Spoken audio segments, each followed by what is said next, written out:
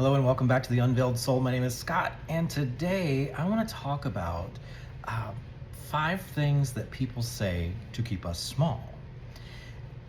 And I want to start with a couple of different phrases and kind of talk about what that looks like. And we've all experienced this. We've all been made to feel less than, and it really tends to happen when we are in the midst of change, of growth. Have you ever noticed that the moment you start growing, healing, becoming more of yourself, living more authentically, there's always somebody got something to say, okay? And it's usually the people that we love and respect and care about the most. And it's really weird because the second we begin to grow and to change, it makes people uncomfortable because now we're not the person that they were comfortable with. So maybe it's subtle, maybe it's a sound of concern that they use, and maybe in their minds they mean well. But I think this is one of the reasons why we don't tell certain people about our business is because they're not going to be supportive. And that's what we're looking for, is that love and support. The other thing that words can do to keep us small is confuse us. They make us question everything, our own personal power, our personal truth, and our personal worth. And over the years, I've had so many people say, well, you shouldn't be doing this, go do this, be realistic, you've changed, things like that. These are things that people say to keep us small because they want us to stay in a place where they're not having to be vulnerable or uncomfortable with the new us. So today I want to share 5 things that people say to keep us small. The Unveiled Soul, I really want to make sure that our healing journeys are actually happening. And the thing about healing is it's not linear. And the thing about that also is the fact that when people say things like, oh, just get over it, why are you still dealing with this? Don't listen to these people. If you've been feeling like you've outgrown old patterns, old relationships, old versions of yourself, this video is for you. So number 1, be realistic. I've heard this one my whole life from people. This is one of the most common phrases that people use. And while realism has its place in life, there is wisdom in planning, discernment, and grounded action. There's wisdom in these things. But being realistic is not always the way. Realism is relative for each of us, okay? Let's keep that in mind, because my realistic ideas and yours might be 2 different things. And baby, that's all right. Sometimes when people say, be realistic, what they really mean is, I want you to make your dreams small enough so I can understand them. And then, while that sounds a little odd, it is really how people think in some situations. Realistic according to who? According to the person who never took risk? According to the person who settled? So many people abandon their calling because someone taught them to confuse fear with wisdom. But your soul does not speak only in logic. Your soul also speaks in nudges, intuition, longing, vision, and deep inner knowing. I grew up as an only child, so I played by myself a lot. So the imagination was really big for me. Imagining friends, having imaginary things that I did every day. That's part of what allowed me to become the dreamer that I am now. And I love being a dreamer. I love having the opportunity to dream about the big things that I want, because somewhere somebody wasn't being realistic and they messed around and became successful, or they started something new, or they built something new. That's why dreamers are important. That's why we need to stop telling, especially children and young people, to be realistic. Let people dream. Support people's dreams, especially your children. Support your kids' dreams, because you never know. Their step in a different direction might be the step that they need. So for me, I don't always see truth in the safest of things. Sometimes truth is found in what's calling us. Sometimes it's even when it would be easier to ignore it. But those are the moments when we really need to zoom in. We really need to work on these things. We need to focus on ourselves. Stop asking people for advice when they have never walked your journey, especially the journey that you're working on now and the new person you're becoming. So when someone says be realistic, ask yourself this: am I being invited into wisdom, or am I being pressured back into limitation? And the thing is, again, these can be the people that we love and trust the most, but they don't always have our best intentions in mind. So the second one that I want to talk about is, and I love this one because I've actually heard this from friends in my life: who do you think you are?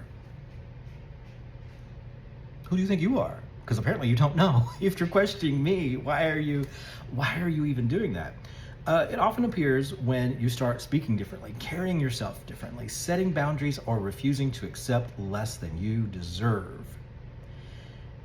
People try to make you feel arrogant when they use this phrase. And they really, on some level, want us to go back to a certain version of ourselves that is easier to control, that's easier to manipulate, easier to bring back down out of the clouds. Honey, I prefer to stay in the clouds. So this is why this phrase can hurt so deeply, especially from the ones that we love. It doesn't just challenge what you're doing in the moment, it challenges your right to rise. There's something else that I just want to interject really quick. If people are saying negative things to you, it has nothing to do with you. They're projecting their own misery, their own regrets onto you. So please, can we all work on not taking other people's projections personally? So you do not need permission to honor your worth. You do not need approval to listen to your own intuition. And you don't need to stay small just to make other people comfortable. I have spent most of my life, up until probably the last 4 or 5 years, toning it down so people could be comfortable. Now I have come to the conclusion that I'm me. If people can't handle my depth, whatever that might be, then they need to go handle some more shallow water, because I'm not toning it down anymore. And that includes family, friends, relatives, because family and relatives are two different things. I'm just me. And I'm so very sorry if I offend you or hurt your feelings, but I gotta be me. I'm at midlife. I'm, middle-aged man at this point. I want the second half of my life to be authentic. At some point in healing, you have to stop asking, who do they think I am? And you really need to start saying, who do I know myself to be? Stop looking for outside validation. This is something that I've had to work on as an adult. I'm always worried about what other people think, and I want other people's approval to make sure I'm doing the right thing. And the thing about that is, again, people are going to project their own experiences into your experience if you're not careful. You could ask the wrong person and they could just completely deflate all of the work that you've done. So really be careful who you ask questions of or who you share your journey with, because not everybody is going to support you. Who do I know myself to be? This is where our power returns to us. Unveiling is about peeling away false stories that people have fed into our minds. The story that you are too much, the story that you are not enough, the story that confidence is dangerous, the story that your light should be dimmed to protect other people's comfort. You are allowed to be visible. You are allowed to be heard. I want to come back and look at the story that confidence is dangerous. I grew up Pentecostal in Alabama in the 80s. And not that you can tell that now. I'm a recovering Pentecostal. So the thing about that is, in the church we were taught that confidence, or as they put it, a haughty spirit, was evil and was a sin. That is something to keep you small. That is something to keep you from trying something new or questioning anything. So please know that confidence is not dangerous. Confidence is necessary. And some people can't handle confidence. The third one that I want to talk about is another one that I've heard many times in my life, from exes, from friends, from family. Don't aim too high. Why not? Everything that's ever been invented is because somebody aimed higher than what everybody else was doing. Composers, inventors, medical science, all these things happened because somebody aimed higher. This one is often disguised as protection. It can sound loving, it can sound cautious, it can even sound practical, but many times it's rooted in projection. There's that word again, is projection. When someone has made peace with their own limits, your expansion can feel threatening. Your hope becomes a mirror and your courage becomes a reminder. Your willingness to try becomes evidence that they too could have chosen differently. Something that I do still hear from time to time. I've been a hairdresser for 26 years, so there's always someone in my chair sharing something. And I've heard people say, I don't want my kid doing this. I don't want my kid doing that. Why? Why are you holding your kid's bag? I had a friend years ago who didn't speak to me for a few years because I left Alabama. She said that to me. I stopped speaking to you because you got out. And I'm like, why haven't you?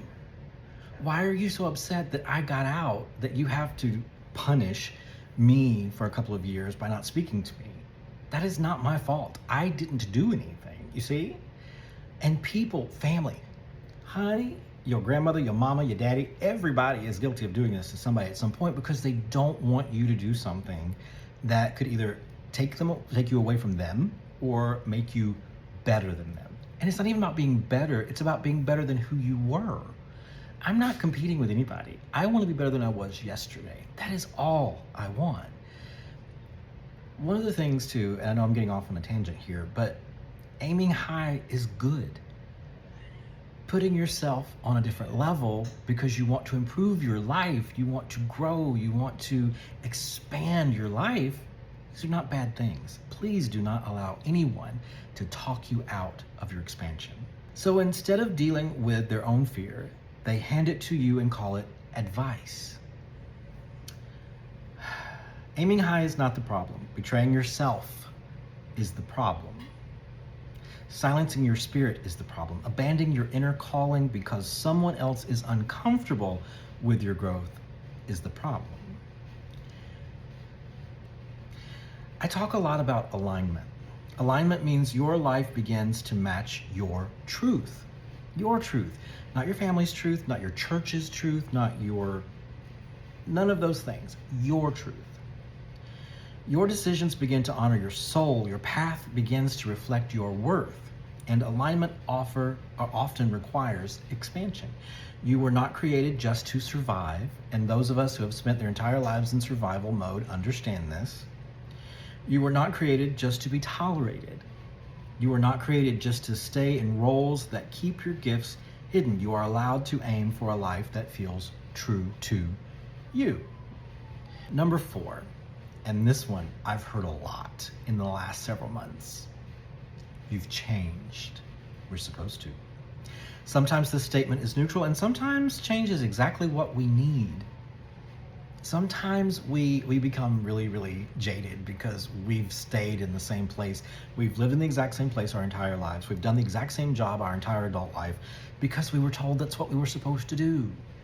But if you're like me and you have a little bit of a gypsy in your spirit, moving around is a good thing. Moving around gives you energy. It feeds your soul, something new. And here's a good reason for this. Sometimes, like when I move, it's because where I was is no longer a match to who I'm becoming. I lived in a beautiful high-rise downtown Indy for like 5 years, I believe. Went through a breakup and decided, okay, it's time for me to leave downtown and move to another area because that's not who I am anymore. And that's okay. And it's not for everybody. Some people like the consistency and the structure of staying in the same place for long periods of time.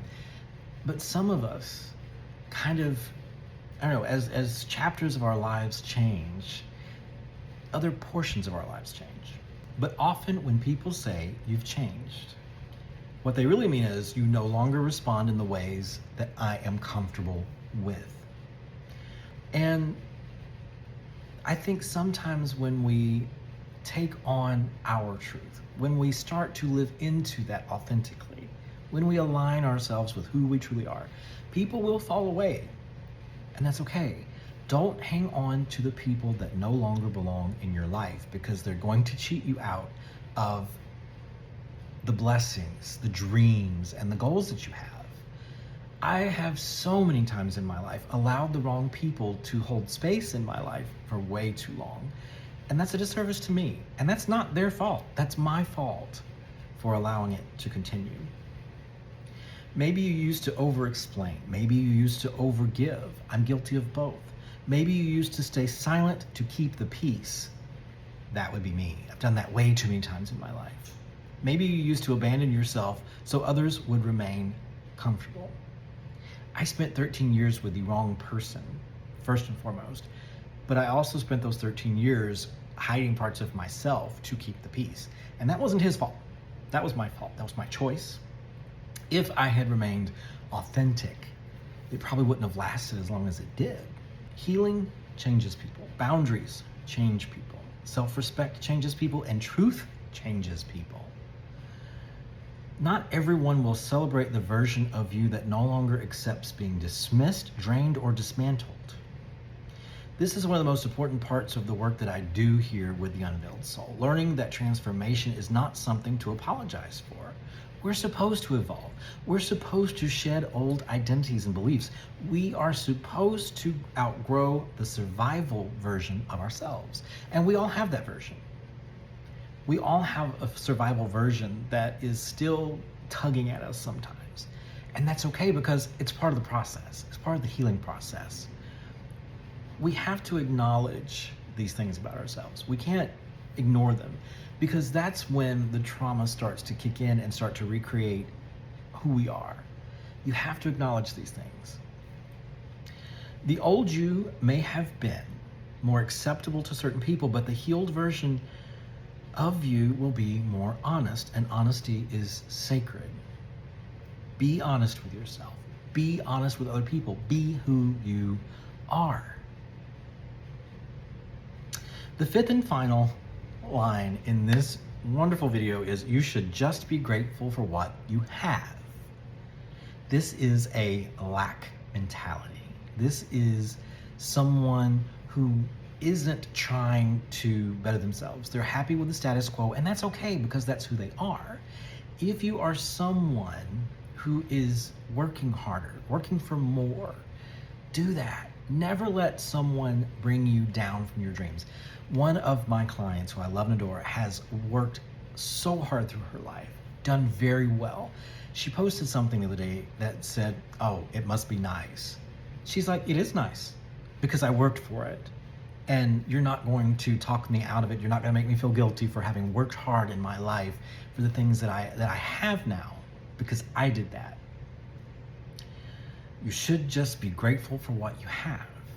I grew up in a church belief system, old Pentecostal belief system, that said if you have money, you're not of God, you're evil, you're of Satan. I don't believe in Satan anymore.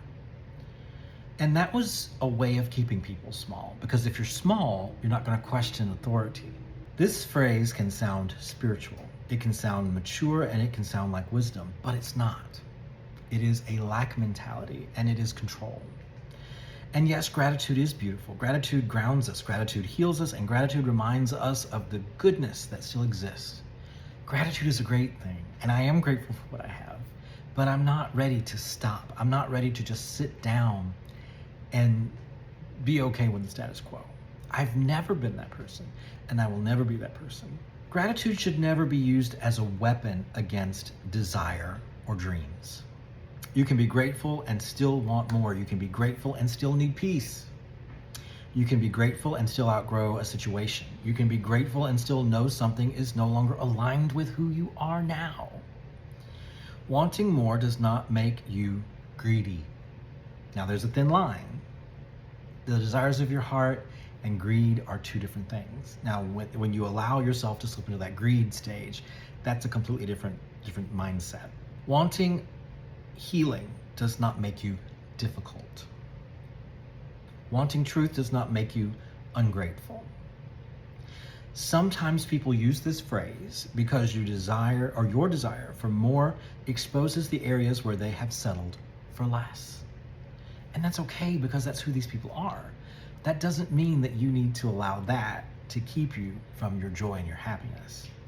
Your soul knows when something no longer fits, and that's one of the things that we don't pay attention to. Your intuition will tell you when something is wrong or off. One of the things I love about my boyfriend is if something that someone gave him has a negative feel to it, he gets rid of it because it's not fitting in with his alignment of who he is, or that person doesn't anymore. And this is okay. But they're my friend, but they were here for me for this. That's okay, because some people are only meant to be in our lives for a season, and it's those people that we hang on to for a lifetime that cause us to become bitter, jaded, resentful. If it's time for someone to go and leave your life, release them with love. But just pulling people back because you're lonely, because you're scared, pulling toxic people back, that is not helpful. That is not going to help you grow. I honor both gratitude and truth, but I also honor what was. I also honor what will be, because what was teaches us lessons. What is now is what we're currently learning, and what will be is what we will learn and what we will experience. But it's up to us to decide the pace, the direction. No one else, just you. If you've heard these phrases before, I want you to know something. Just because someone spoke limitation over you does not mean it's yours or that it's attached to you. Just because someone misunderstood your growth does not mean that your growth is wrong. Just because someone was uncomfortable with your becoming does not mean that you were meant to stay hidden. Sometimes the journey of healing begins with noticing the voices that shaped you, and the journey that deepens when you choose which voices you no longer want to listen to. Life is challenging enough as it is. Don't make choices that make it even more challenging by listening to people who are not there to support you. Like and subscribe, share. Please share these videos with someone who you know that might need the help. We can do this. We can absolutely evolve. We can expand and do it with joy and gratitude and love and without bitterness. We can do this.